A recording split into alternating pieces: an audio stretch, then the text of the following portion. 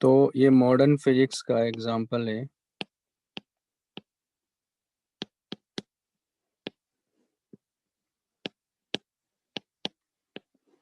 ये दरअसल दिया है, perfectly reflecting solid sphere of radius R is kept in the path of a parallel beam of light of large aperture if the beam carries an intensity I। तो इसकी intensity क्या होगी? Constant होगी। Find the force exerted by the beam on the sphere पूछ रहा है। तो ये हमारे पास में स्फीयर है,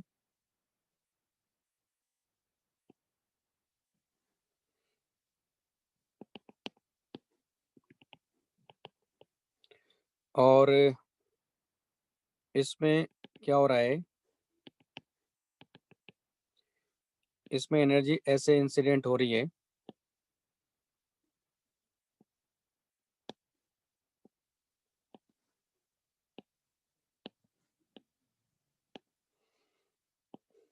ठीक है, तो क्या करेंगे इसमें हम लोग, कॉन्सेप्ट वही है जहाँ पहले पढ़ाया था मैंने, वैसे ही करना है। कि मान लो यहाँ लाइट इंसिडेंट हुई, तो मैं यहाँ क्या कर रहा हूँ, थीटा पे जाके एक डी थीटा एलिमेंट ले रहा हूँ मैं। मतलब डी थीटा एलिमेंट नहीं, बल्कि ये रिंग ले रहा हूँ मैं, है ना। तो ये रिंग अपने को कैसी नजर आएगी?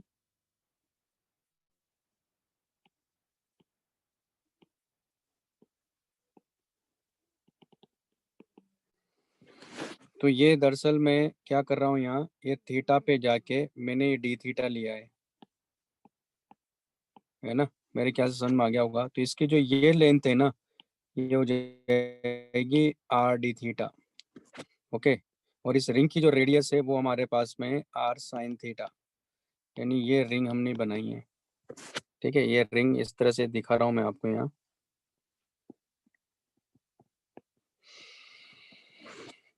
तो इसको अगर मैं इंटीग्रेट भी करूंगा तो आपको मालूम है, देखो फोर्स इस वाले पार्ट पर है, यानी किस वाले पार्ट पर, ये जो हेमीस्फीयर वाला पार्ट दिख रहा है ना आपको, इस पर ये फोर्स लगेगा। तो क्या करेंगे इसमें हम लोग, ये वाला ले लेता हूँ मैं। तो ये जो एरिया इसका बनेगा ना, ये इस एरिया को मैं, इस वाले एरिया को जो बन रहा हूँ मैं डीए ले रहा हूँ। तो यहाँ देखो क्या हो रहा है, ये लाइट बीम ऐसे आ रही, ये डीए एरिया होगा, और इसको मैं ए डैश ले लेता हूँ।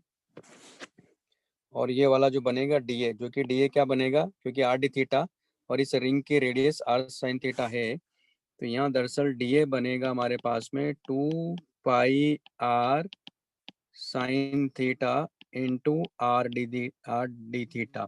ये हमारे पास में एरिया हो गया। अब इसमें रिलेशन क्या, देखो ए डैश और डीए में, क्योंकि ए डैश क्यों ले रहा हूँ, क्योंकि इस एरिया क्रॉस सेक्शन के करस्पॉन्डिंग अपने को देखना है।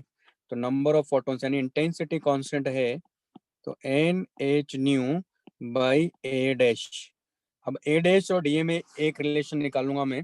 तो रिलेशन क्या नहीं मिलेगा, देखो यहाँ से देखो, ये परपेंडिकुलर लाइन है ना, और ये एंगल हमारे पास में थीटा है। तो आप देख रहे हो कि अगर ये थीटा है, तो यहाँ से देखो अब आप, ये एंगल 90 डिग्री है, तो 90 माइनस थीटा है। तो ये एंगल हमारे पास में 90 माइनस थीटा है। तो अगर ये 90 माइनस थीटा है, तो सिंपल सी बात है कि ये एंगल थीटा, यानी ये एंगल हमारे पास में थीटा है। यानी एक रिलेशन ये आ गया कि A dash by D A equal to मिलेगा अपने को कॉस थीटा। यानी हमारे पास में आई इक्वल टू आ गया N H nu by D A cos theta. तो यहाँ से अगर ये आ गया, तो यहाँ से अपने को क्या मिल जाएगा, number of photons per second जो स्ट्राइक कर रहे हैं, वो हो गया आई D A cos theta divided by H nu. ये लिख लो पहले।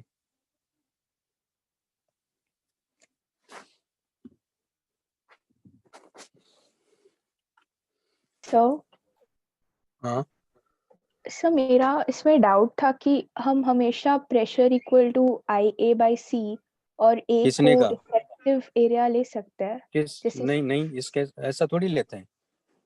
वो तो फ्लक्स में मैंने जैसे बोल दिया, लेते थे। मैंने बोला कि आंसर है, मैंने थोड़ी बोला ऐसे लेना है।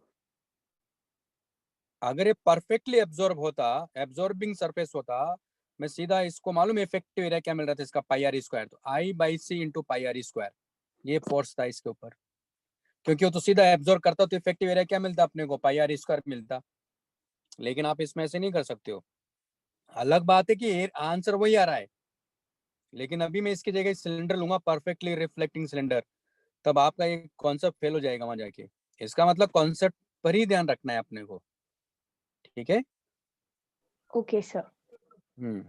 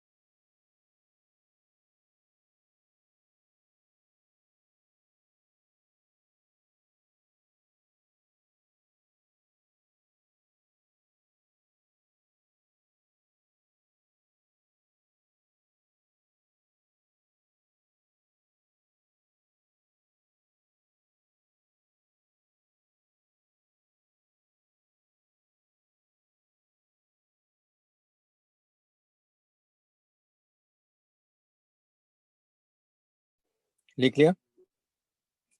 हाँ सर।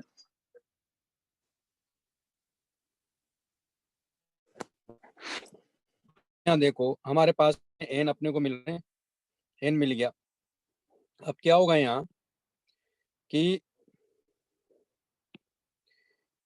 यहाँ क्या होगा, क्योंकि ये हमारे पास में, क्योंकि रिंग का एरिया ये है ना, तो फोटोन आएगा। तो ये क्या है, यहाँ नॉर्मल है, तो परफेक्टली रिफ्लेक्टिंग है, तो फोटोन ऐसे आएगा।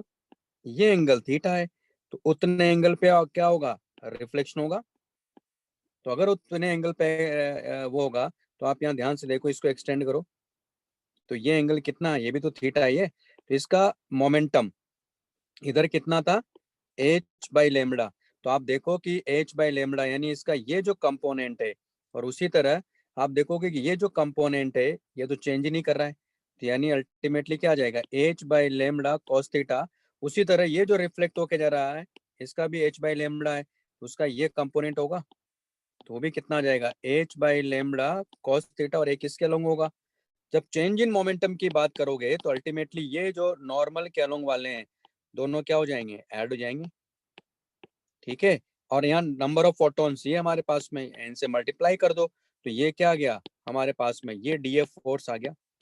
लेकिन डीएफ फोर्स तो, क्योंकि चेंज इन मोमेंटम तो इस डायरेक्शन, क्योंकि पार्टिकल पर ये जो मतलब फोटोन है, उसका तो चेंज इन मोमेंटम इधर है ना, तो वो उसके करस्पॉन्डिंग क्या करेगा, फोर्स इधर लगाएगा ना, यानी जो डीएफ फोर्स आ रहा है वो तो इस डायरेक्शन में आ रहा है। तो ये एंगल हमारे पास में थीटा है और डीएफ है। तो आप देखोगे कि उसी तरह यहाँ जाओगे आप, तो अल्टीमेटली यहाँ भी फोर्स इधर ही आ रहा है, तो इसका ये कंपोनेंट क्या होगा, जैसे इसका ये कंपोनेंट तो कैंसिल आउट हो जाएगा ना, तो ये कंपोनेंट ऐड हो जाएगा। इसका मतलब है कि यहाँ जो फोर्स की बात करेंगे वो डी एफ कॉस थीटा की ही बात करेंगे, और इस डी एफ कॉस थीटा को ही मैं इंटीग्रेट करूंगा 0 से π/2, तो ये हमारे पास में नेट फोर्स आ जाएगा। ये नेट फोर्स है, ये मुझे निकालना है, ठीक है। तो मुझे डीएफ पता चल गया,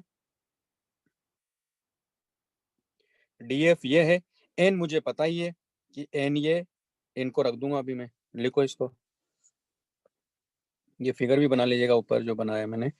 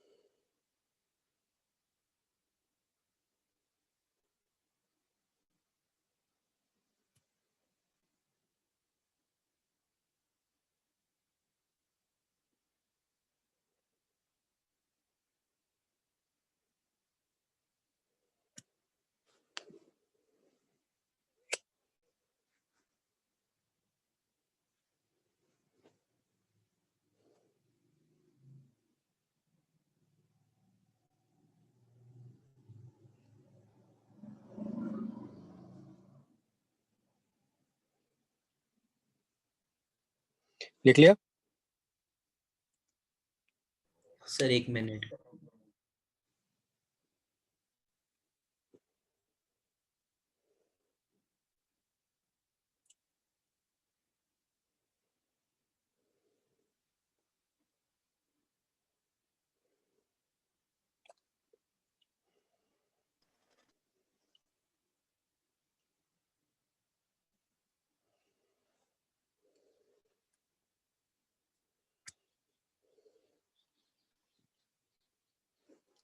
हाँ सर लिख लिया। मैं बाकी लोगों ने भी लिख लिया? हाँ हाँ सर। सर। इसको रिमूव कर देता हूँ मैं।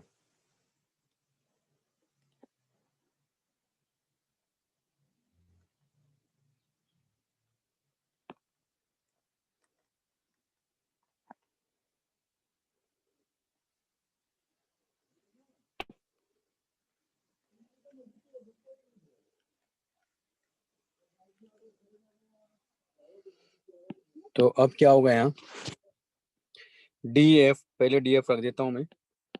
तो F equal to D F कितना है, 2h by lambda cos theta into N, N की value I D A cos theta by H nu into cos theta 0 से पाई बाई 2, और डी ए की वैल्यू ये मेरे पास में।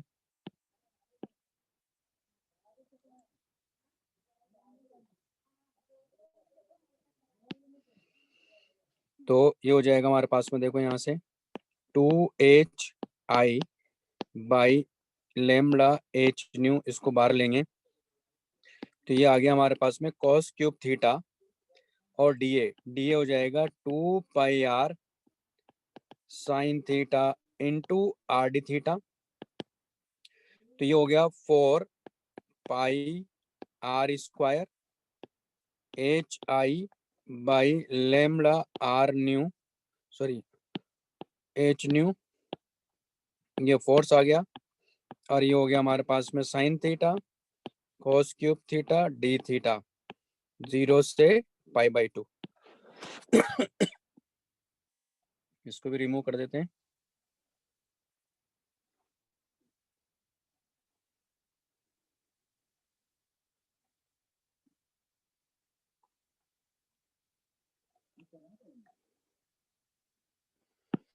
इंडिकेट कर लो। वैसे देखो इसका डिफरेंशिएशन दिया हुआ है, तो t equal to cos theta ले लो, तो D T equal to minus sine theta, है ना, डी थीटा ये दे रखा है।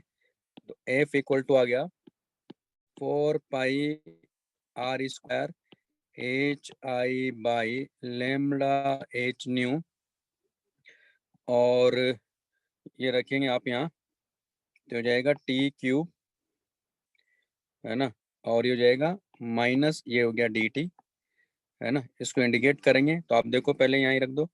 अगर थीटा में 0 लेता हूँ तो ये क्या हो जाएगा 1, थीटा अगर पाई बाई 2 लेता हूँ तो ये क्या हो जाएगा 0। लिमिट मैंने चेंज कर ली, तो ये हो जाएगा 4 pi R square H I by lambda H nu, और ये जाएगा मतलब 1/4 आ जाएगा, तो सीधा सीधा तो रख दो यहाँ।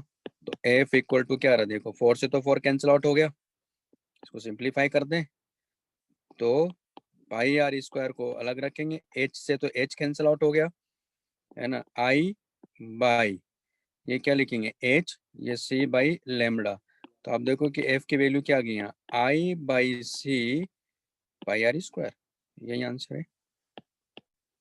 और अगर ये परफेक्टली अब्जॉर्बिंग होगा तो उस केस में सीधा I by C pi R square answer है इसका, क्योंकि इफेक्टिव एरिया क्या मिलेगा पाई आर स्क्वायर, तो फोर्स उसी डायरेक्शन में लगेगा जिधर मोमेंटम चेंज हो रहा है ना। लिख लो इसको।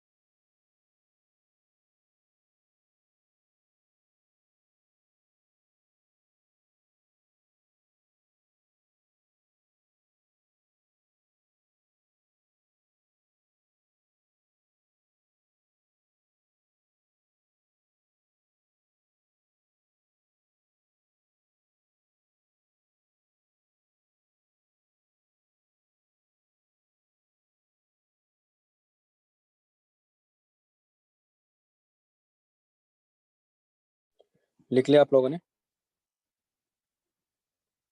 हाँ सर। सर एक मिनट।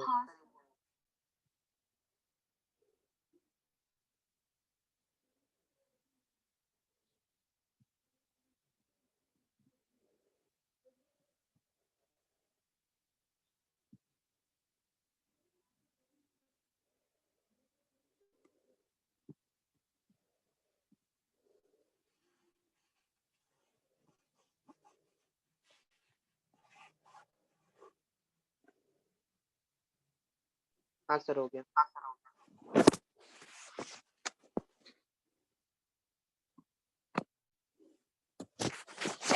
आप लोग एक क्वेश्चन दे रहा हूँ, वो करिएगा।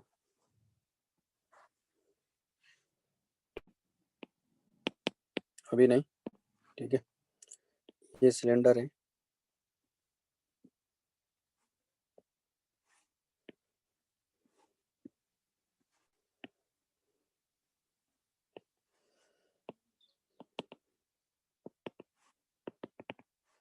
इसकी जो रेडियस है वो आर है और जो लेंथ है वो एल है। लाइट ऐसे इंसिडेंट हो रही है, इसकी इंटेंसिटी कांस्टेंट है।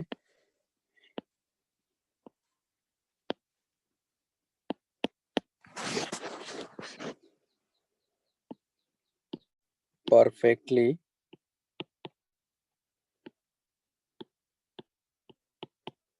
रिफ्लेक्टिंग सरफेस,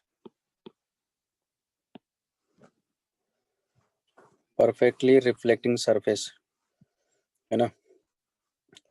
तो यहाँ आपको find the force on cylinder due to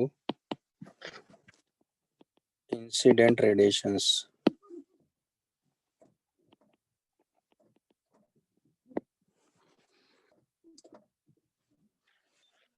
ठीक है, लिख लो इसको।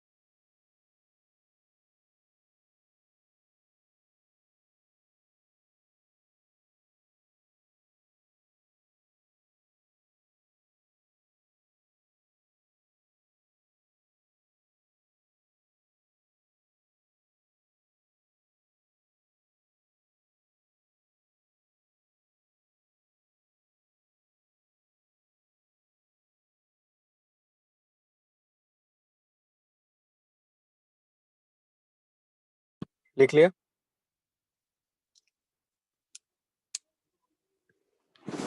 हाँ सर। ठीक है, तो इस तरह से कर लेंगे। तो हमने बात किया था फ्यूजन के बारे में। नेक्स्ट हमारे पास में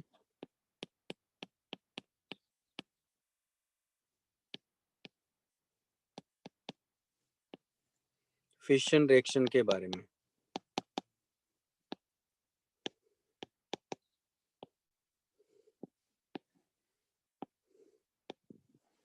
है ना।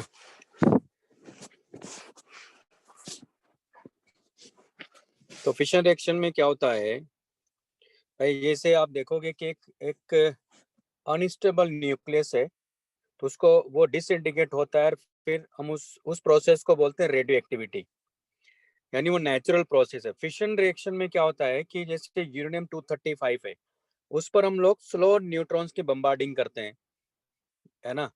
तो ये जो रिएक्शन होती है, क्योंकि इसमें क्या होगा, यूरेनियम 235 जो है 92 यूरेनियम 235 जो है, इस पर जब स्लो न्यूट्रॉन्स की बम्बार्डिंग करते हैं तो ये यूरेनियम 92 यूरेनियम 236 बनता है, जो कि highly unstable radio active element बन जाता है, वो डिसइंडिकेट होता है ना। एक एक एक एग्जांपल लिया मैंने, मैं ये नहीं कह रहा हूँ कि यही हो गया।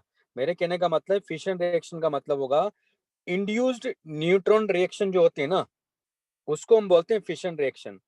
उससे क्या करते हैं, चलो जैसे एक एग्जांपल मैंने लिया कि यूरेनियम 235 है, तो यानी फिशन रिएक्शन का एक एग्जांपल है, ठीक है। इस पर स्लो न्यूट्रॉन की बम्बार्डिंग करके uranium 236 highly unstable radio active element बनाते हैं, फिर वो डिसइंडिकेट होता है, ठीक है। तो इस पूरे प्रोसेस को हम बोलते हैं फिशन रिएक्शन। क्लियर है? तो इसमें क्या करेंगे, मतलब होता क्या है अल्टीमेटली फिशन रिएक्शन में कि मान लो 236 बन गया, यूरेनियम 236 बन गया, वो डिसइंडिकेट हो रहा है। तो कैसे होगा, तो जब भी ये लिख देता हूं मैं,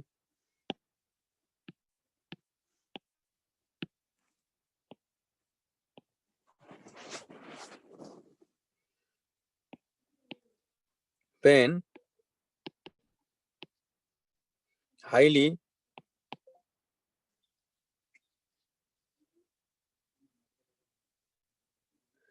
highly unstable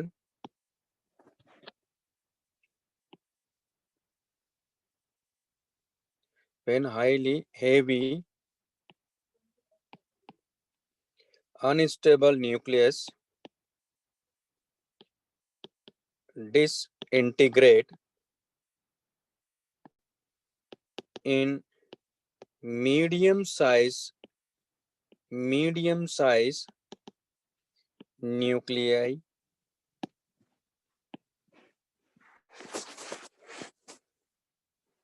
then energy is released. Okay,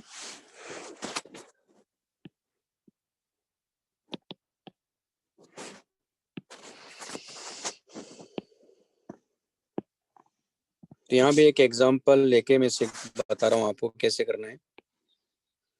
तो मान लो ये ग्राफ ऐसा मैं ले लेता हूँ, यहाँ ये हमारे पास में ए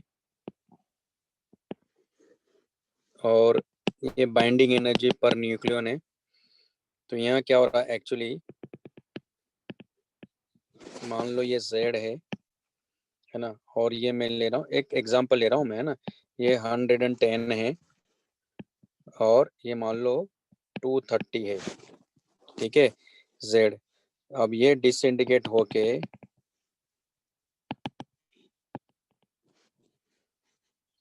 मान लो ये X बना रहा है, तो आप देख रहे हो कि इसकी बाइंडिंग एनर्जी पर न्यूक्लियन ये थी, जो कि इनके कंपैरिजन में कम है। तो ये दरअसल binding energy of Z per nucleon है, और ये मान लो X है। तो ये X हमने लिया, मान लो ये X है, तो ये मान लो 50 है, और ये 110 है मान लो, ठीक है। और ये मान लो Y है, तो ये 60 है, और ये 120 है मान लो, ठीक है, इस तरह से। तो ये इसके करस्पॉन्डिंग X के करस्पॉन्डिंग यहाँ क्या मिलेगा अपने को, ये मिलेगा binding energy of X per nucleon, और ये हमारे पास में है, ये मिलेगा बाइंडिंग एनर्जी ऑफ Y पर न्यूक्लियन। तो यहाँ देख रहे हो क्या हो रहा है, बाइंडिंग एनर्जी पर न्यूक्लियन दोनों की इंक्रीज कर रही है, इसलिए यहाँ क्या होगा, एनर्जी अपने को मिलती है प्रोसेस में। ये बना लो पहले।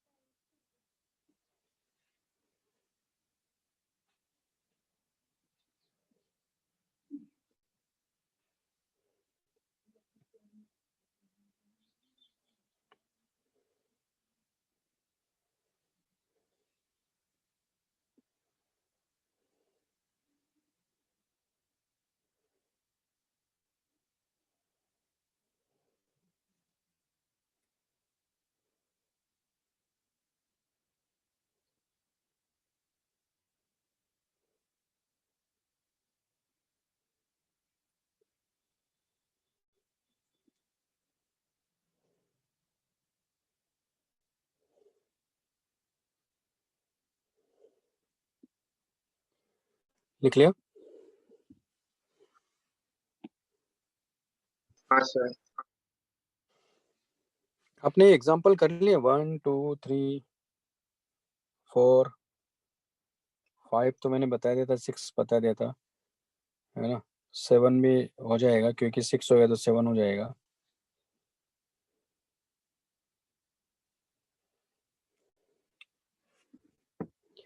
ठीक, तो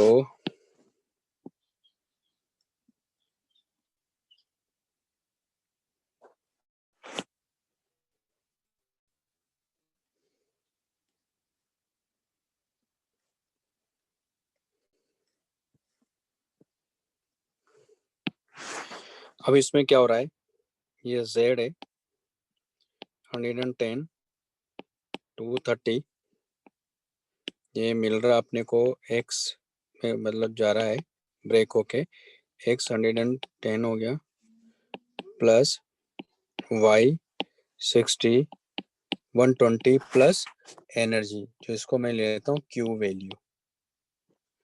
ठीक है, अब ये एनर्जी अपने को निकालना है, तो यहाँ क्या हो जाएगा,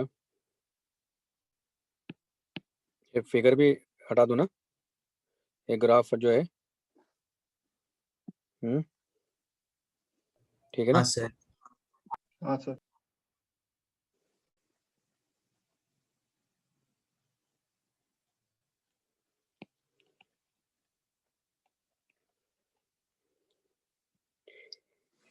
तो यहाँ क्या हो जाएगा, अल्टीमेटली Q वैल्यू क्या है, जो Q वैल्यू की हम यहाँ बात करेंगे, दरअसल इन दोनों की काइनेटिक एनर्जी आ जाएगी वो। लेकिन Q वैल्यू के लिए क्या कॉन्सेप्ट बताया मैंने आपको, आप इसको, क्योंकि इसका मास ज़्यादा है Z का, तो आप यहाँ लिखोगे mz, यानी पहला है on the basis of nuclear masses, तो मास है ना minus mx minus my into C square, है ना? और ये इक्वल टू क्या हो जाएगा, kinetic energy of x plus kinetic energy of y, यही Q वैल्यू है। क्योंकि अल्टीमेटली एनर्जी कहाँ गई, वो इनकी काइनेटिक एनर्जीज में गई। यानी इसमें आप ऐसे भी लिख सकते हो इसको, एम जेड सी स्क्वायर, क्योंकि इसमें तो काइनेटिक एनर्जी है नहीं, ये तो रेस्ट पर ही है और वहां से डिसइंटीग्रेट हो रहा है, तो ये हो जाएगा M X C square plus kinetic energy of X plus M Y C square plus kinetic energy of Y. Energy ऐसे कंजो करवाएंगे तो हमारे पास में kinetic energy of X plus kinetic energy of Y equal to जाएगा M Z minus M X minus M Y into C square. ये हमारे पास क्या हो गया, ये क्यू वैल्यू आ गई। ठीक है,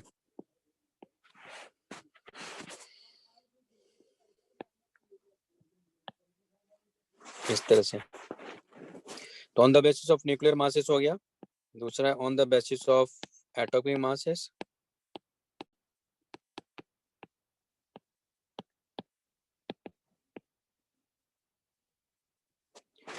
तो एटॉमिक मासेस की जब बात करेंगे तो ये इसी कॉन्सेप्ट को यूज करना है, तो ये हो जाएगा एम जेड, है ना, 110 230, क्या कर रहा हूँ मैं, ये लिख लो पहले आप, ये बताता हूँ।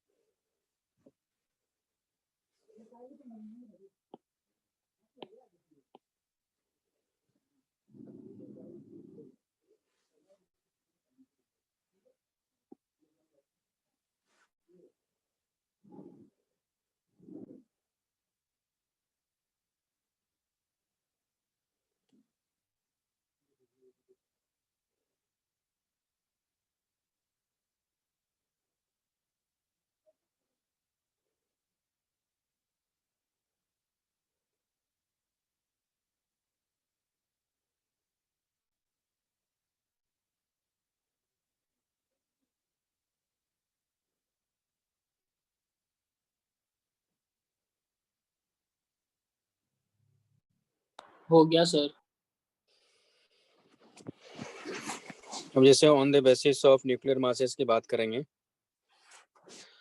तो ये होगा हमारे पास में, यानी क्यू वैल्यू की बात कर रहे हैं तो M Z 110 230 minus 110 M E into C square minus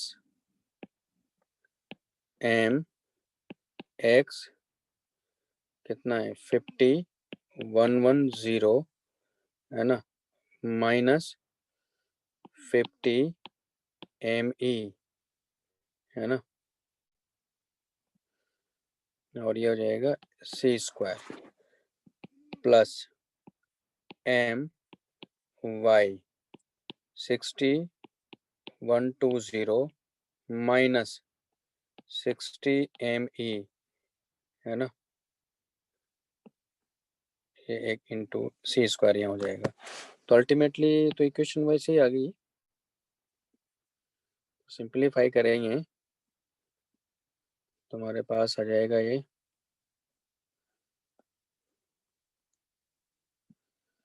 तो इलेक्ट्रॉन का मास तो सब्ट्रैक्ट हो जा रहा है यहाँ से, तो ये हो जाएगा क्यू वैल्यू हमारे पास में एम जेड 110 230 है ना, minus M X 50 110 minus M Y 120 60 into C square.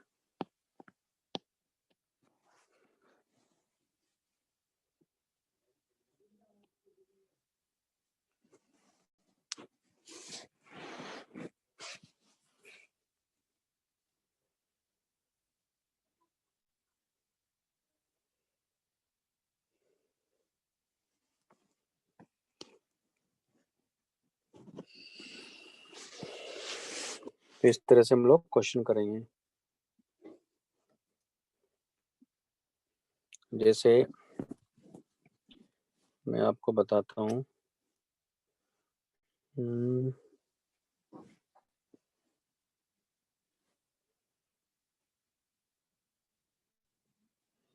ये क्वेश्चन है HLP का ही क्वेश्चन है, आपको अगर दिया हो तो HLP पर आप आइए।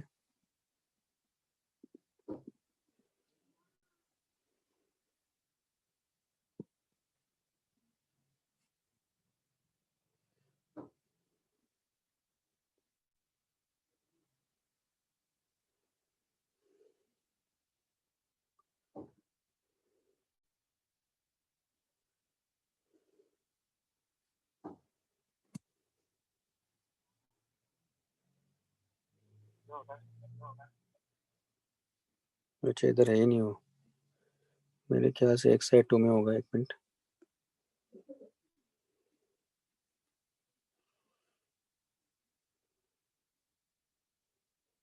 एक्सरसाइज 2 का पार्ट 1, हाँ ये रहा। एक्सरसाइज 2 में जाइए तो आप इसमें देखो, एक्सरसाइज 2 के पार्ट 1 में क्वेश्चन नंबर 2 देखो आप, मिला आप लोगों को? हाँ सर। क्वेश्चन ये बाइंडिंग एनर्जी पर nucleon of a fixed nucleus अपने को दिया है, यही ना क्वेश्चन? हाँ sir. XA is 6 mega electron volt. It absorbs a neutron moving with kinetic energy and converts into Y at ground state, emitting a photon of energy.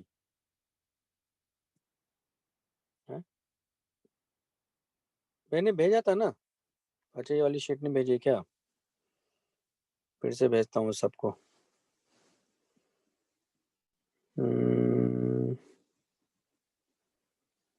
इसमें गया, इसमें गया, इसमें गया। अभी देखो सब लोग।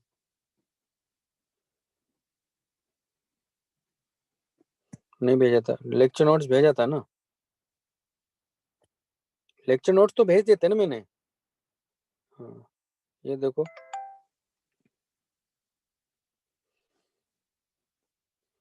दरअसल ये क्वेश्चन मैं क्यों ले रहा हूँ, इससे आपको आइडिया लगेगा कि क्वेश्चन क्या है, एक्चुअली करना क्या है। ठीक है, करो इसको, ट्राई तो करो। ऐसा नहीं कि टफ क्वेश्चन है, कॉन्सेप्ट को अप्लाई करना सीखना है, वो कह रहा हूँ मैं।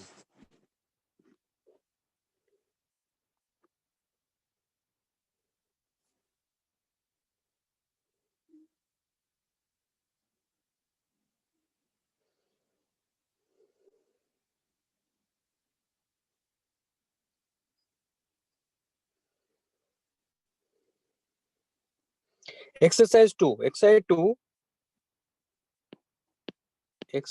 2 का पार्ट 1 में क्वेश्चन नंबर 2 है ये।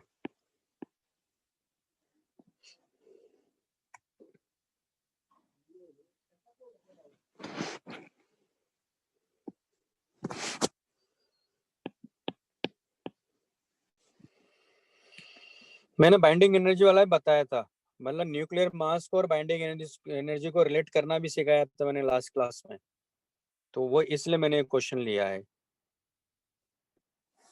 एक बार ट्राई तो करो, फिर मैं बताता हूँ कैसे करना है। ये नहीं समझना कि एक्सरसाइज 2 का इसलिए टफ है, बात वो नहीं है, बात है कॉन्सेप्ट कितना समझ में आ रहा है आपको।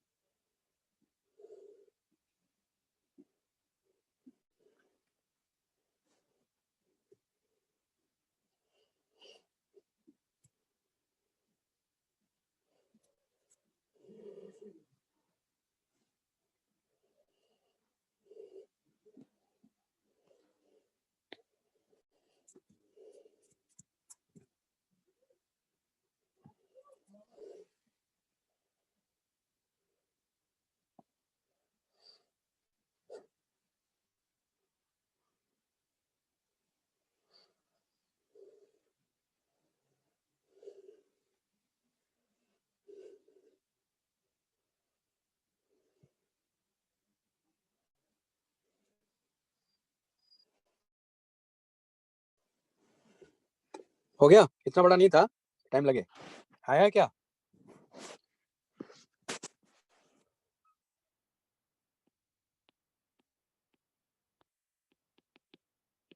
देखो कैसे करना है, इधर देखिए।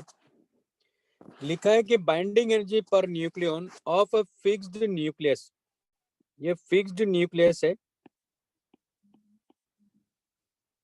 इसकी बाइंडिंग एनर्जी पर न्यूक्लियन अपने को दिया है, इसका मास मैंने मान लिया कि mx है। अब ये कह रहा है फिक्स है, इट एब्जॉर्ब्स अ न्यूट्रॉन, यानी एक न्यूट्रॉन इसके पास आ रहा है, है ना। तो न्यूट्रॉन होता है दरअसल 0 and 1, 0 and 1। 0 क्या मतलब इसका चार्ज एक तरह से, है ना, और मतलब जेड है, और ये 1 मतलब इसका मास को इंडिकेट कर रहा है। ठीक, इसको ऐसे लिखते हैं। और अब क्या हो रहा है, इसने एब्जॉर्ब किया और कन्वर्ट होके क्या बना रहा है, वाई बना रहा है ना, वाई बना रहा है क्योंकि ये एक्स था। तो थोड़ा टेढ़ा क्वेश्चन लग रहा है मुझे ऐसा। तो ये क्या हो जाएगा, एम वाई हो गया, और ये हमारे पास एक्स बन गया, प्लस क्या निकल के जा रहा है यहाँ से, एक फोटोन भी जा रहा है, यानी एच न्यू एनर्जी, जो कि 1 मेगा इलेक्ट्रॉन वोल्ट दिया। जब भी फोटोन एनर्जी की बात करेंगे, एच न्यू एनर्जी की बात करेंगे हम लोग। ठीक, ये अभी भी रेस्ट पर ही है। अब इस पे एनर्जी कैसे लिखते हैं वो लिख के दिखाता हूँ मैं आपको। इसकी काइनेटिक एनर्जी दे रखी है, यानी यहाँ लिखेंगे M N C square plus kinetic energy of neutron plus इसकी रेस्ट मास एनर्जी भी तो लिखेंगे। काइनेटिक एनर्जी तो इसकी 0 ही है क्योंकि तो रेट फिक्स है, इक्वल टू इसके लिए लिखेंगे तो काइनेटिक एनर्जी ऑफ वाई वो तो 0 ही है, plus M Y C square plus H nu. ये बात समझ में आई, इक्वेशन लिखना समझ में आया आपको, कैसे लिखा मैंने? हाँ सर। यहाँ तक क्लियर है सबको? लेकिन अपने को तो बाइंडिंग एनर्जी पर न्यूक्लियन इसका दिया हुआ है ना। तो क्या करेंगे यहाँ, किसका बाइंडिंग एनर्जी, तो यहाँ लिखेंगे बाइंडिंग एनर्जी पर न्यूक्लियन दिया, इसका मतलब ए से मल्टीप्लाई करूंगा ना इसको, तो 6 इंटू ए इक्वल टू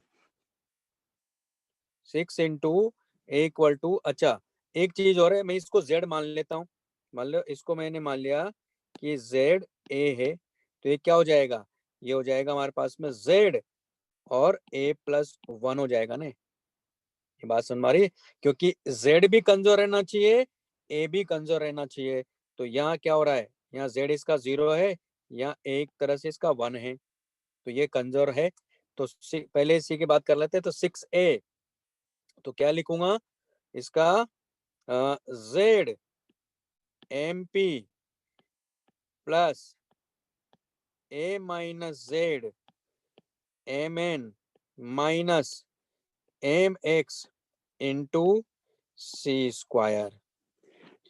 अब हमें क्या चाहिए, binding energy of per nucleon of I, है ना। तो बाद में देखेंगे उसकी, क्योंकि उसका ए तो ए क्या हो गया, इसका ए प्लस 1 हो गया, तो पहले ये रहने देते हैं। मैं पहले इसकी बाइंडिंग एनर्जी लिख लेता हूँ। बाइंडिंग एनर्जी ऑफ बी कितना लिखोगे, बी की बाइंडिंग एनर्जी, तो Z M P plus A plus 1 minus Z M N minus M Y into C square. ये लिख लो पहले।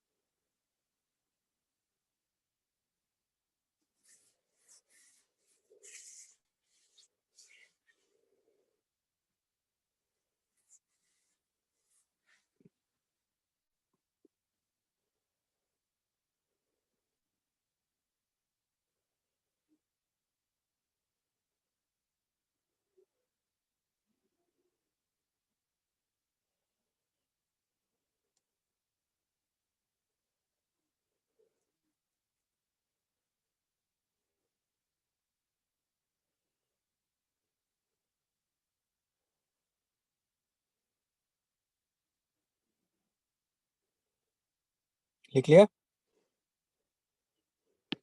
हाँ सर। अब देखो इसको इसको मैं रिमूव कर देता हूँ। यहाँ यहाँ से मैं वैल्यू रखूंगा, तो यहाँ हो जाएगा एम एन, इसको तो रहने देते हैं। ये काइनेटिक एनर्जी ऑफ, अच्छा ये तो लिखूंगा मैं, मेगा इलेक्ट्रॉन वोल्ट में ही है, तो इसकी काइनेटिक एनर्जी कितना दिया, 2। न्यूट्रॉन की काइनेटिक एनर्जी अपने को दिया, तो ये हमारे पास में, ये दरअसल इसको ऐसा करता हूँ, कैपिटल एन लिया ना मैंने यहाँ, इसको स्मॉल ही कर देता हूँ फिर मैं, है ना, क्योंकि न्यूट्रॉन को यहाँ स्मॉल n लिया हुआ मैंने यहाँ।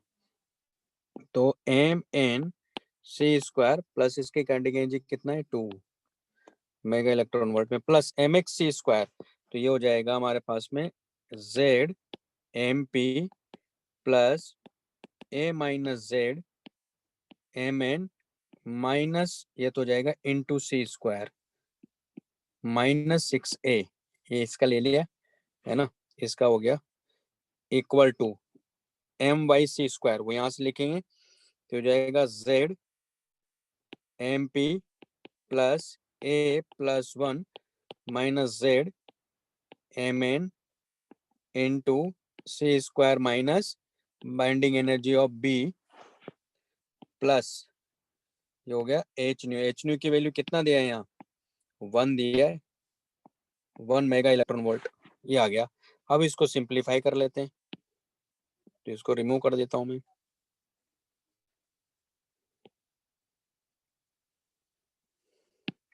तो आप यहाँ देखो, ध्यान से समझिएगा, देखो ये कैंसिल आउट हो गया है ना, और ये वाला पार्ट भी कैंसिल आउट हो रहा है, साथ में देखो ये वाला पार्ट भी कैंसिल आउट हो रहा है, यहाँ से 1 है ना, देखो तो क्या हो गया यहाँ देखो 2 माइनस 6a है ना, 2 माइनस 6a इक्वल टू यहाँ देखो ये बाइंडिंग एनर्जी, तो minus binding energy of B plus 1, यानी binding energy of B equal to आ गया, ये उधर चला गया लेफ्ट में, इसको लेफ्ट में ले गया, उसको राइट में ले गया, तो 6a माइनस 1, ये तो हुआ बाइंडिंग एनर्जी ऑफ बी। हमें चाहिए binding energy of B per nucleon, तो a प्लस 1 से डिवाइड कर देंगे, तो 6a minus 1 by a plus 1, ये आंसर आना चाहिए। बात समझ में आ गई होगी मेरे ख्याल से, कैसे करना है, कॉन्सेप्ट एक ही है पूरे के पूरे न्यूक्लियर फिजिक्स में। जब भी रिएक्शन की बात की जाएगी कॉन्सेप्ट एक ही लगाना है, ये जो मैं अभी लिख के दिखाया आपको, लिख लो इसको।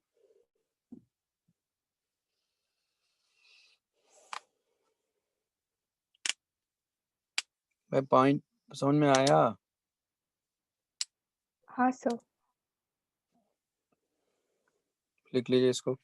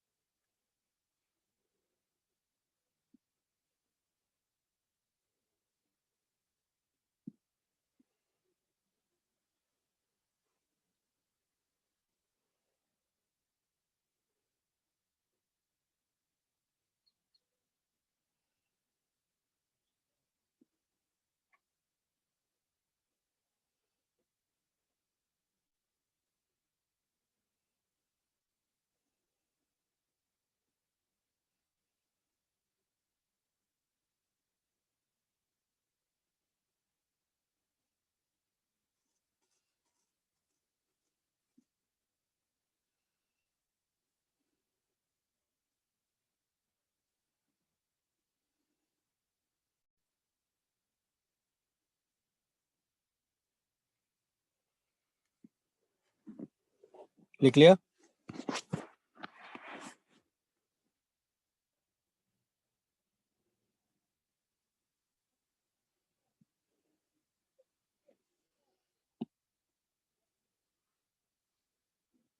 लिख लिया क्या? हाँ सर लिख लिया। हाँ सर। हाँ सर।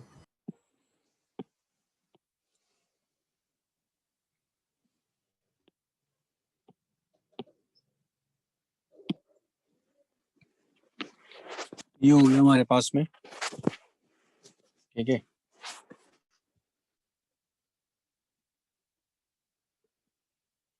तो तो नेक्स्ट है हमारे पास में रेडियो एक्टिविटी।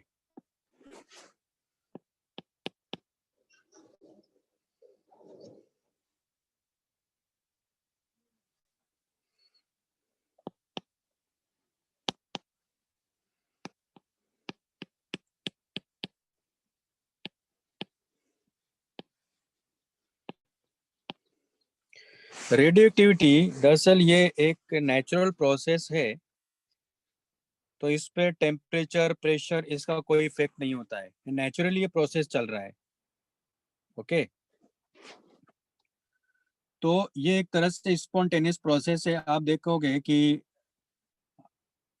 कुछ ऐसे एलिमेंट्स भी थे जो भी मतलब जो रेडियो एक्टिव थे, है ही नहीं, एग्जिस्ट ही नहीं करते हैं। ठीक है, तो वो डिसइंटीग्रेट होके स्टेबल न्यूक्लियस बना चुके हैं, कहने का मतलब ये है। क्लियर? तो हम लोग क्या करेंगे यहाँ, इसके बारे में बात करेंगे और कौन कौन सी हमें यहाँ रेडिएशंस मिलती हैं उसके बारे में बात करेंगे यहाँ, है ना। तो एक एक करके हम लोग डिस्कस करना है अपने को यहाँ।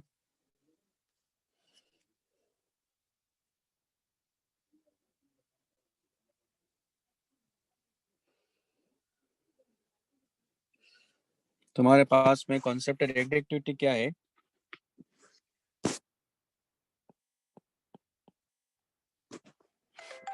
It is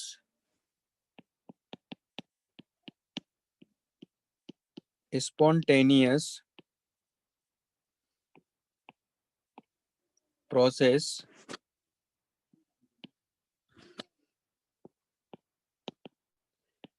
which is based on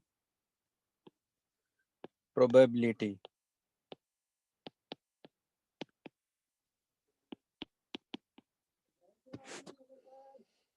ठीक,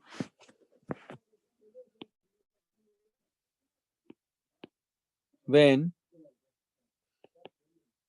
unstable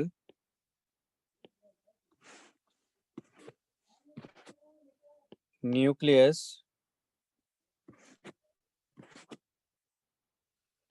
disintegrate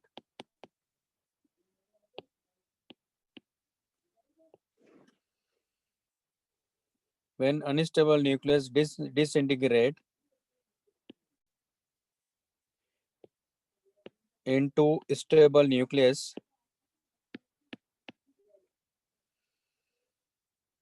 and some radiations like alpha, beta, gamma radiations emitted।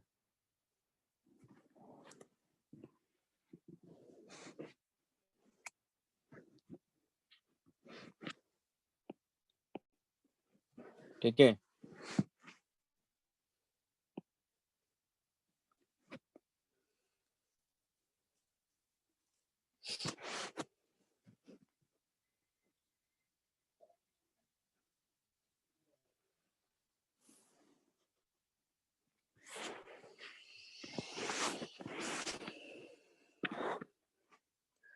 तो हम लोग यहाँ सबसे पहले अल्फा रेडिएशन के बारे में बात करेंगे। या इसको हम लोग अल्फा डीके भी बोलेंगे, या इसको हम लोग अल्फा रेडिएशन वाला अल्फा पार्टिकल्स के बारे में बात करेंगे। एक्चुअली तो यहाँ इसको अल्फा डीके भी बोलते हैं, अल्फा रेडिएशंस भी यहाँ इनको बोला जाता है, जो कि अल्फा पार्टिकल्स हैं। क्या है? अल्फा पार्टिकल्स है। अल्फा पार्टिकल्स मतलब हीलियम न्यूक्लियस, है ना, ये बात हुई थी हमारी, हीलियम न्यूक्लियस है, लिख लीजिए पहले।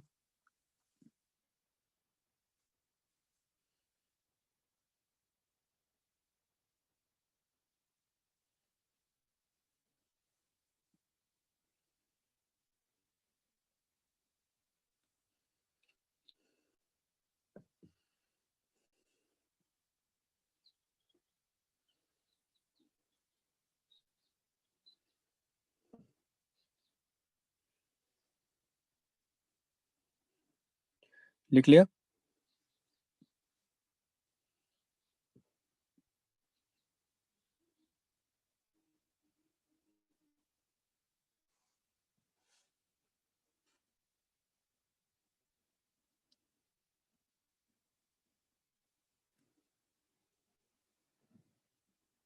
हाँ सर हो गया।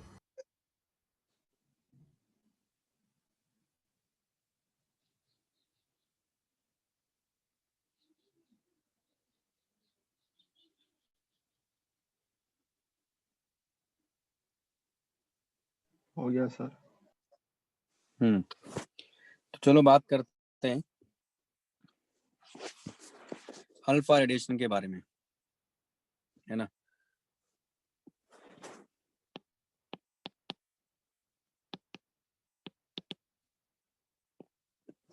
ये अल्फा डीके, तो मान लो जैसे कि ये एक्स कोई न्यूक्लियस है ना, और ये रेस्ट पर ही है सर एक और ये डिसइंडिकेट होता है। हाँ जी, देगा अल्फा डीके हाँ का। जी, हाँ सर वो अल्फा डीके वाला पार्ट दिखाएंगे एक बार। हाँ, एक मिनट।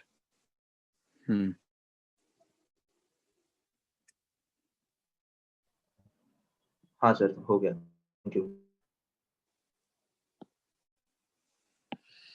तो ये मान लो y में कन्वर्ट हुआ तो क्या हो जाएगा, क्योंकि 2He4 है तो ये हो जाएगा हमारे पास में Z-2 और ये A-4 plus Q value. Equation वही है, लिखने का तरीका भी वही रहेगा सब। अब ये है हमारे पास में, तो ये डॉटर न्यूक्लियस है ना, और ये पेरेंट न्यूक्लियस है, तो ये कन्वर्ट हो गया में, और अपने को अल्फा पार्टिकल्स, ये हमारे पास में XAZ न्यूक्लियस है जो कि अनस्टेबल है और ये रेस्ट है, ये डिसइंटीग्रेट होगा तो आप देखोगे यहाँ अपने को एक तो y मिला जो कि कितना है Z-2 A-4। मैंने पहले कहा Z कंजर्व रहना चाहिए, चार्ज कंजर्व रहना चाहिए और ए कंजर्व रहना चाहिए, मतलब मास भी कंजर्व रहना चाहिए, मोमेंटम कंजर्व रहना चाहिए। तो आप देखोगे कि अल्फा पार्टिकल यानी 2He4, तो इसका मतलब है कि ये इधर की तरफ v अल्फा स्पीड से जा रहा है तो ये vy स्पीड से जा रहा होगा, मोमेंटम कंजर्व है। तो एक तो मोमेंटम कंजर्व रहेगा और एक एनर्जी कंजर्व रहेगी यहाँ। तो मोमेंटम कंजर्वेशन की बात करें तो law of conservation momentum, initial momentum क्या था सिस्टम का 0, बाद में क्या हो गया तो minus my vy plus m alpha v alpha. तो एक इक्वेशन तो ये आ गई, ये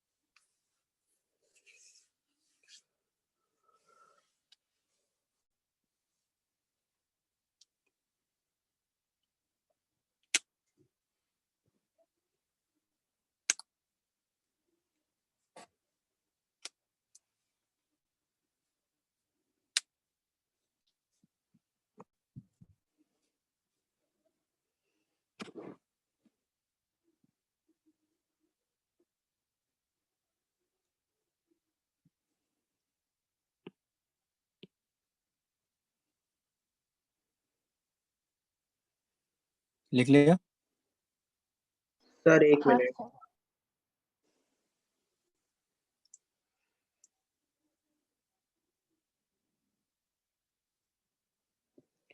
तो दरअसल इसमें क्वेश्चंस आते हैं कि जैसे वो पूछेगा कि ये डिसइंटीग्रेट हुआ और मासेस गिवन होंगे तो पूछेगा काइनेटिक एनर्जी क्या अल्फा पार्टिकल की, या जो डॉटर न्यूक्लियस बना उसकी काइनेटिक एनर्जी क्या है। इस तरह के क्वेश्चंस बनते हैं, आपके एनसीईआरटी में भी दिए हुए हैं इससे रिलेटेड क्वेश्चन, और शीट में तो है ही खैर।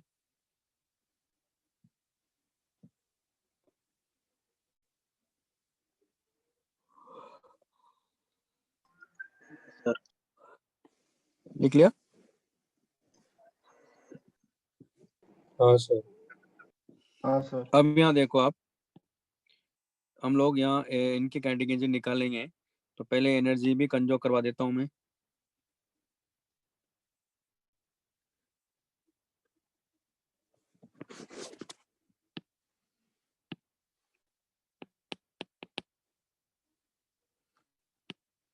एनर्जी विल बी कंजर्व्ड, तो क्या लिखेंगे इसकी, mx into C square plus kinetic energy तो जीरो ही है, equal to M C square plus kinetic energy phi plus M alpha C square plus kinetic energy of alpha particle. ये हमारे पास में इक्वेशन है ना। और हमें M X minus M Y minus M alpha into C square, इसको क्या लेते हैं, क्यू वैल्यू, और ये किसके इक्वल आ रही है हमारे पास में, तो एम अल्फा सी स्क्वायर, नहीं sorry, kinetic energy of alpha particle plus kinetic energy of daughter nuclear. तो ये हमारे पास आ गया। इसको क्या लिख सकते हैं हम लोग, यानी पी अल्फा का whole square by 2m alpha plus P Y का होल स्क्वायर बाई 2my। आप यहाँ देखो दोनों इक्वल ही हैं, है कि नहीं।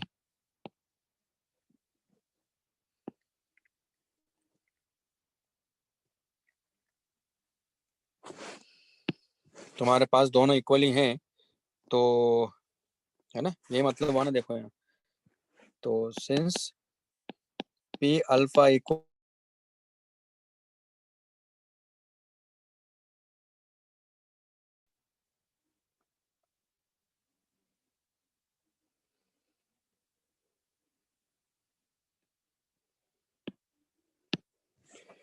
तो हो जाएगा Q equal to P alpha का whole square by 2m alpha plus ये हो जाएगा पी अल्फा का होल स्क्वायर बाई 2my। तो यहाँ से क्या करेंगे, पी अल्फा का whole square by 2m alpha, ये 2m अल्फा है, इसको बाहर लेंगे तो 1 plus m alpha by my, यानी ये क्या आ गया हमारे पास में, Q इक्वल टू ये आ गया kinetic energy of alpha particle, है ना, तो 1 plus m alpha by my, यानी इसको लिख सकते हैं हम लोग, kinetic energy of alpha particle equal to Q into my by my plus m alpha, यानी my, इसका मतलब हुआ kinetic energy of alpha into Q। इसको क्या लिख सकते हैं, my मतलब ये हो गया a-4 बाई a ना, ये kinetic energy of alpha particle आ गया। ठीक है, ये लिख लो। ये कैसे आया, वो m इंटू a-4 करा ना मैंने y के लिए, और नीचे क्या लिखेंगे, a ही हो जाएगा नहीं तो a-4 प्लस 4, तो a आ जाएगा, यानी kinetic energy of alpha particle आ गई है।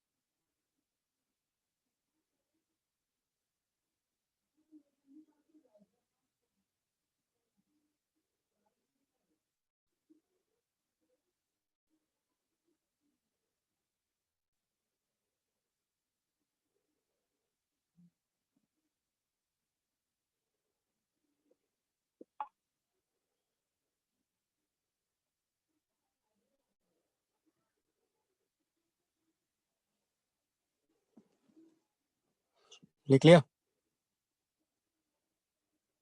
हाँ सर। मुझे एक चीज समझ में नहीं आती कि क्लास वैसे अटेंड नहीं करना है तो कर ही लो भाई। कौन सा क्लास अटेंड करके चीजें क्लियर हो जाएगी? मतलब जब जब पढ़ना ही नहीं है ना, तो इससे बढ़िया तो कर ही लो भाई। नहीं क्लास अटेंड कर ही नहीं रहे हैं तो कोई फायदा ही नहीं हो रहा हो तो वैसे भी। तो जब बर्बाद ही होना तो क्लास अटेंड करके हो जाओ बर्बाद। क्यों? तो क्लास छोड़ना है। अब बताइए इन बच्चों का क्या ही होगा, मुझे तो ये समझ में नहीं आ रहा है। बढ़िया है, मैसेज तो ड्रॉप कर दिया, जिसको ज्वाइन करना है करो। अब मजा तो देखो आएगा नहीं, है ना, क्योंकि जिस तरह का एग्जाम की प्रिपरेशन कर रहे हो उसमें मजा नहीं आता है।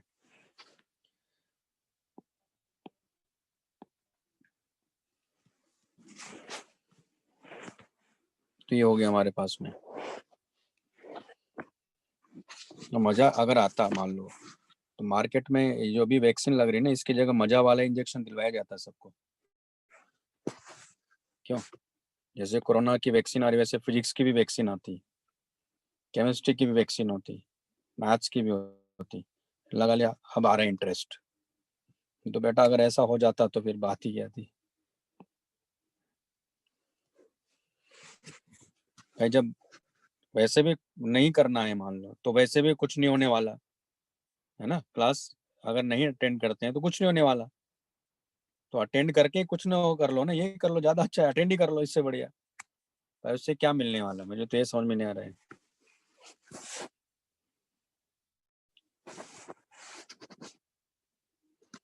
नेक्स्ट हमारे पास में काइनेटिक एनर्जी किसकी बात करेंगे अब हम लोग यहाँ, इसकी। तो काइनेटिक एनर्जी क्या हो जाएगी, इसको रिमूव कर देता हूँ मैं।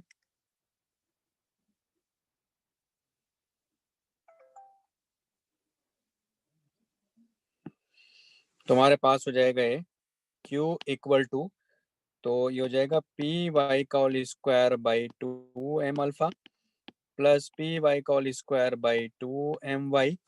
तो यहाँ से हम लोग क्या करेंगे, पी वाई का होल स्क्वायर बाई 2my हो जाएगा 1 प्लस, और ये मिलेगा अपने को my बाई m अल्फा। तुम्हारे पास kinetic energy of daughter nucleus आ गया।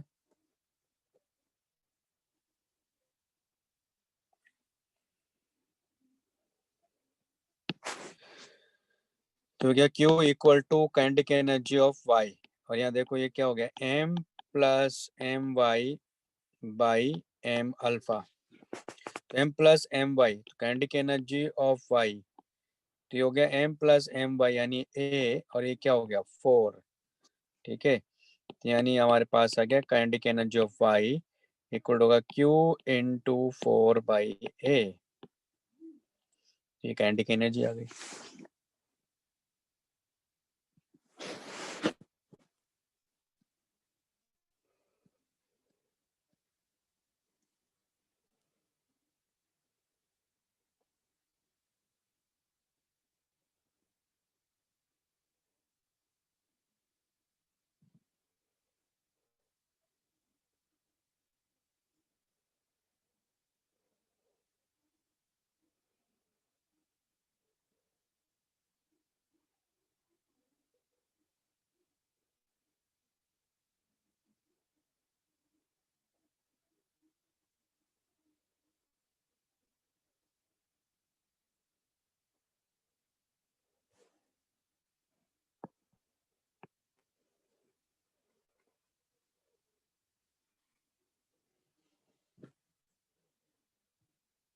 अगर याद रह जाए तो वेल एंड गुड, और नहीं है तो कॉन्सेप्ट तो याद रखना ही है।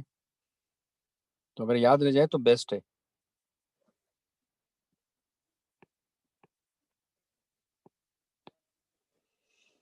तो मैं तो चाहूंगा कि दो एक ही याद रखना है आपको, बस कोई भी एक अल्फा का याद रख लो इसमें, इस रिएक्शन के लिए, तो आपको काइनेटिक एनर्जी ऑफ वाई अपने आप मिल जाएगी वो।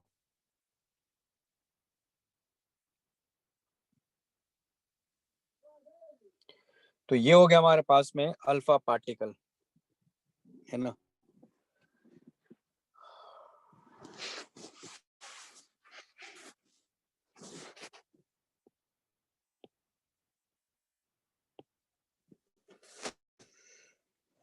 तो अल्फा पार्टिकल का जो एमिशन है उसके बारे में बात हो गई। अब बात करते हैं बीटा पार्टिकल्स के बारे में, यानी बीटा रेडिएशंस के बारे में या बीटा डीके के बारे में।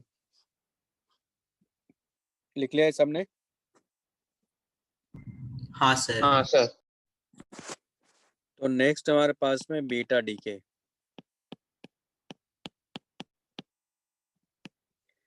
या बीटा रेडिएशंस।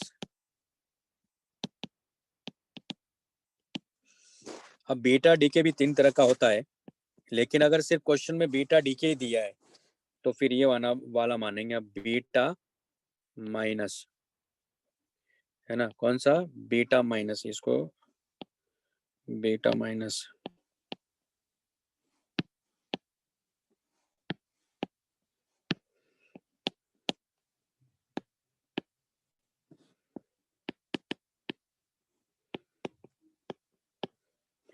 ठीक है, बीटा माइनस। अगर सिर्फ बीटा डीके दिया है तो बीटा माइनस मानना है हमेशा, लेकिन अगर बीटा माइनस यानी स्पेसिफाई कर रहा है तो फिर उस हिसाब से देखेंगे। तो ये बीटा प्लस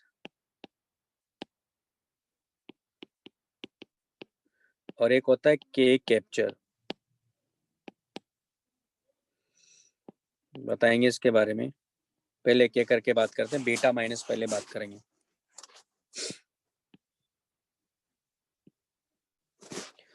है ना, तो बीटा माइनस के लिए बात करते हैं।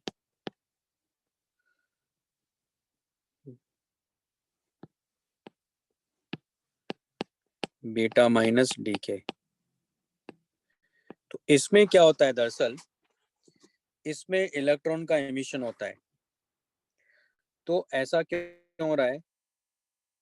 तो इसमें एक्चुअली क्या होता है कि नंबर ऑफ न्यूट्रॉन जब न्यूक्लियस के अंदर ज्यादा हो जाते हैं तो ऑटोमेटिकली न्यूट्रॉन कन्वर्ट हो जाता है प्रोटॉन में, प्लस इलेक्ट्रॉन का एमिशन होता है, प्लस जिसको बीटा पार्टिकल्स बोल रहे हैं। एक्चुअली बीटा पार्टिकल्स क्या हैं? ये दरअसल इलेक्ट्रॉन्स हैं। क्या है? बीटा पार्टिकल्स इलेक्ट्रॉन्स है दरअसल, है ना। मतलब अगर इस केस की बात कर रहा हूँ मैंने, अगर वो लिख दिया है इस केस में, क्योंकि बीटा माइनस ये सॉरी मतलब इस केस में मतलब पार्टिकल इलेक्ट्रॉन्स भी हैं, पॉजिट्रॉन भी हैं। एक मिनट, इसको वही तो है इस केस में। एक मिनट, इसको हटाओ। इसमें क्या होंगे? मतलब ये इलेक्ट्रॉन्स है दरअसल इसमें, इनको हम बोलते हैं बीटा पार्टिकल्स। तो इसमें इलेक्ट्रॉन्स अपने को मिलेंगे। अब इसमें एक चीज और देखी गई है, प्रैक्टिकली देखा गया, एक्सपेरिमेंटली मतलब देखा गया। तो इसमें एक और पार्टिकल जो 1932 में पॉलिन ने कॉन्सेप्ट दिया है, मतलब उसने एक हाइपोथेसिस दिया है। तो उसने कहा, क्योंकि ये देखा गया कि इसमें एक तो मोमेंटम कंजर्व नहीं हो रहा था और एक एनर्जी फिक्स वैल्यू नहीं आ रही थी, इलेक्ट्रॉन की फिक्स वैल्यू नहीं मिल रही थी। तो ये उसने 1932 में कॉन्सेप्ट दिया कि इसमें एक और पार्टिकल एमिट हो रहा है कि इस प्रोसेस में, उसका नाम दिया उसने एंटी न्यूट्रिनो, यानी न्यूट्रिनो का एंटी पार्टिकल है। ठीक है, तो एंटी पार्टिकल क्या होता है? एंटी पार्टिकल होता है दरअसल कि दोनों का मास सेम होना चाहिए, लेकिन यहाँ एंटी न्यूट्रिनो दरअसल इसका मास नहीं होता है, रेस्ट मास इसका 0 होता है। और जब रेस्ट मास 0 है तो इसका चार्ज भी 0 होता है। तो उसने ये अभी लिखवा दूंगा क्या इसके बारे में, है ना, मैं पहले बोल लेता हूँ। तो उसने कहा कि एक तो इसका मास नहीं है, रेस्ट मास 0 है, दूसरा है कि कोई चार्ज नहीं है ना। लेकिन फिर ये एंटी न्यूट्रिनो क्यों बोल रहा है? फिर इसने कहा कि स्पिन अपोजिट है, यानी न्यूट्रिनो की स्पिन अगर क्लॉकवाइज है तो इसकी एंटी क्लॉकवाइज स्पिन है। कि इसके बारे में आपसे कोई नहीं पूछने वाला ये कि स्पिन क्लॉकवाइज है कि एंटी क्लॉकवाइज है, क्वेश्चन ये नहीं पूछा जाएगा। क्वेश्चन अगर पूछा जाएगा तो वो एनर्जी से रिलेटेड ही पूछा जाएगा, कि इनका वैसे भी पूछा जा चुका है एक बार, आ गया है क्वेश्चन वैसे तो।